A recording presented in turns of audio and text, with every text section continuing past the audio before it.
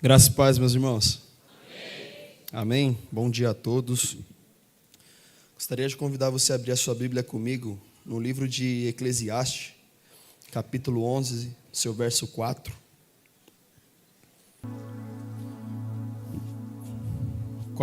Vindo para cá, quase que eu não chego, meu irmão. Fui parado na Blitz ali.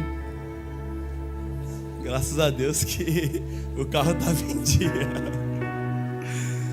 O policial olhou pra mim e falou assim: já foi preso, Rafael? Quase que eu falei pra ele: já faz 7 anos, quase 8 anos que eu sou prisioneiro de uma pessoa. Mas eu não falei, vai que ele interpreta mal, né? Aí que eu não ia vir mesmo. Glória a Deus.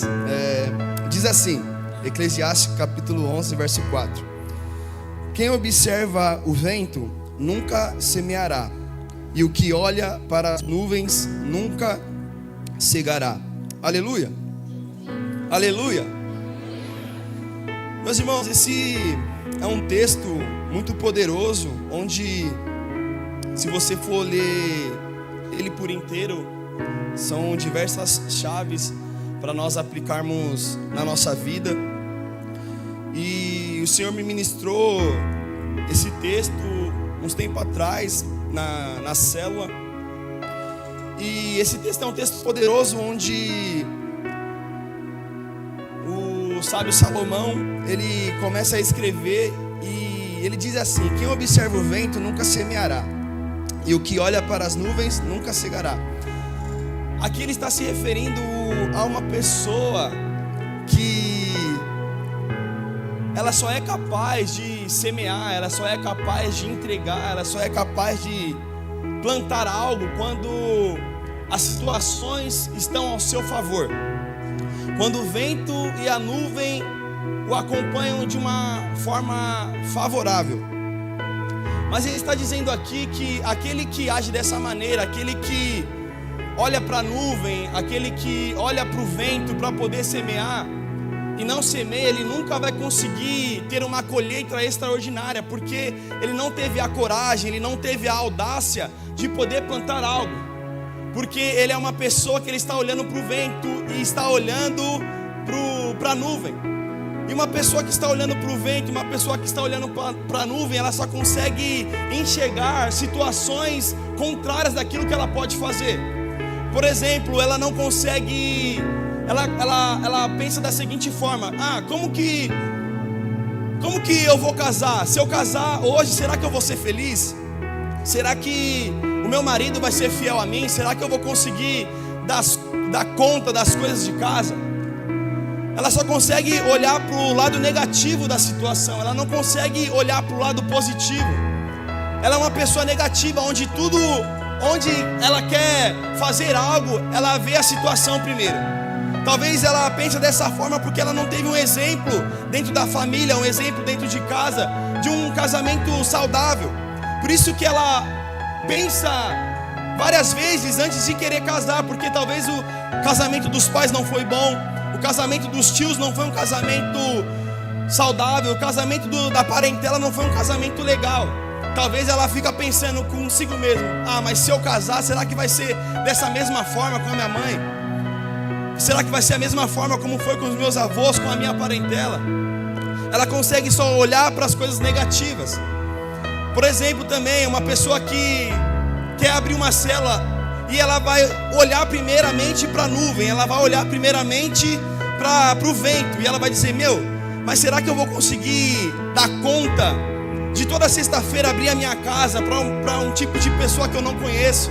Será que eu vou ter dinheiro suficiente para toda sexta-feira comprar uma comunhão, para ter uma comunhão no final da célula? Será que eu vou estar disposto a dormir tarde na sexta-feira? Tive uma semana cansativa, será mesmo que eu vou ser capaz de, conciliar tudo isso? É uma pessoa que talvez ela pensa em ter filhos, mas ela olha a probabilidade de hoje.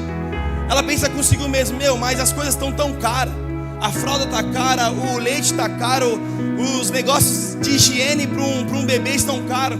Será que eu vou conseguir conciliar tudo? Casa, marido, filhos, trabalho. É uma pessoa que ela só consegue enxergar para as coisas negativas. É uma pessoa que ela não consegue semear, é uma pessoa que ela não consegue, sabe, plantar algo. Por quê? Porque talvez ela está pensando que se ela fazer isso, talvez o vento forte vai vir, a chuva forte vai vir, o que vai acontecer? Vai destruir a plantação dela. Aleluia. E talvez nós estamos falando acerca de no momento da oferta, de primícia, de dízimo. E muitas das vezes nosso pensamento quando chega nessa hora é: quando eu começar a prosperar, quando eu começar a ter uma promoção na minha empresa, quando eu ser promovido na minha empresa, eu vou começar a ofertar, eu vou começar a dizimar, eu vou começar a primiciar. Esses são tipos de pessoas que estão olhando para a nuvem, estão olhando para o vento, que não têm capacidade de ofertar, mesmo tendo pouco. É a palavra que o Senhor nos liberou, a palavra que o Senhor nos confiou: seja fiel no pouco, que no muito eu te colocarei. Só que nós não temos capacidade, porque nós estamos preocupados. Se eu dizimar, se eu primiciar, se eu ofertar, talvez vai faltar naquela conta, talvez vai faltar nisso, talvez vai faltar naquilo. São pessoas que estão olhando para a nuvem, são pessoas que estão olhando para o vento. Só que, meu irmão, o Senhor não nos chamou para andar nas incertezas, pelo contrário, o Senhor nos chamou para andar em fé e em coragem. Em fé e em coragem. Não importa, meu irmão, se a nuvem está preta, se parece que vai chover. Semeie, meu irmão, semeie. Plante aquilo que for necessário você plantar. Semeie aquilo que for necessário para você semear. Não fique olhando para a temperatura climática, porque se você ficar olhando para a temperatura climática, você não vai semear nada. E quem não semeia nada, não colhe nada. E nós estamos no tempo da colheita, no ano da colheita, um ano profético para mim e para a sua vida. Tem pessoas que estão colhendo algo sobrenatural, uma colheita extraordinária, porque não estão olhando para a nuvem, não estão olhando para o vento, estão olhando para o Senhor, para aquele que pode derramar algo sobre a mim e sobre a vida financeira sua. Aleluia. Não fique olhando para as situações ao contrárias, que vem de afronta a minha e a sua vida, que vem de encontro a minha e a sua vida. Nós conhecemos a história de Isaac. Isaac, ele está em uma terra chamada Gerar. E naquela terra era um tempo de escassez, era um tempo de seca, era um tempo de crise. E a história vai nos dizer que em certo momento da vida de Isaac, ele pensa descer até o Egito. Aí o Senhor olha para ele e fala assim: não desce ao Egito. A ordem que o Senhor deu para Isaac era para ele não descer até o Egito. E o que foi que aconteceu? Ele permaneceu na terra de Gerar. E a história, o texto vai nos dizer que Isaac semeou ele semeou, e naquele mesmo tempo ele colheu 100 vezes mais. Só que o interessante dessa história é que quando a história vai dizer assim: Isaac semeou naquela mesma terra. Mas o que é que tinha naquela terra naquele tempo? Era um tempo de escassez, era um tempo de crise. Talvez era um tempo de fome, era um tempo de incertezas, era um tempo de riscos. Mas o que foi que aconteceu? Isaac, naquela mesma terra, ele prosperou, ele teve uma colheita 100 vezes mais. Ele plantou e ele colheu 100. Ele plantou ele colheu 100. Porque não é a terra, meu irmão, não é o tempo, não é o governador, não é o presidente, a nossa colheita não vai depender deles. A nossa colheita vai depender do céu. A nossa colheita vai depender do Senhor. A nossa colheita vai vir da parte de Deus. Então eu não vou ficar, sabe, Isaac, ele não ficou. Talvez ele poderia falar: Senhor, mas aqui é um tempo de seca, é um tempo de crise, é um tempo onde as coisas estão escassas, Senhor. Mas ele obedeceu à voz do Senhor. Ele não foi como aquele homem que ficou olhando para a nuvem. Ele não ficou como aquele homem que ficou olhando para o vento. Pelo contrário, ele falou assim: se o Senhor está falando, eu vou obedecer. A prosperidade minha e sua, meu irmão, ela não vem das coisas terrenas. Eu não sou próspero talvez porque eu tenho um carro bom. Eu não sou próspero porque talvez eu tenha uma casa boa, uma vida financeira estável. Eu sou próspero porque o Senhor está comigo. O texto vai dizer assim que ele prosperou, começou a prosperar, ele multiplicou e ele foi muito poderoso porque o Senhor o abençoava. E as coisas começaram a acrescentar na vida dele. Era gado, era muitas plantações, era muita colheita. Foi uma colheita extraordinária. Mas como é que eu posso viver essa colheita extraordinária? Eu não posso ficar olhando para a nuvem. Eu não posso ficar olhando para o vento.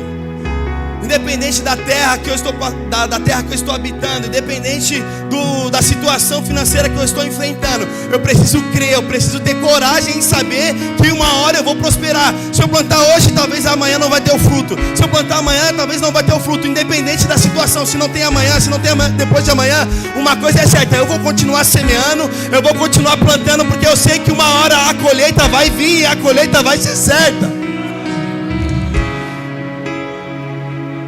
O milagre da colheita de Isaac não dependeu das condições climáticas, e sim da bênção de Deus. Aleluia. Queria convidar você a ficar de pé nesse momento.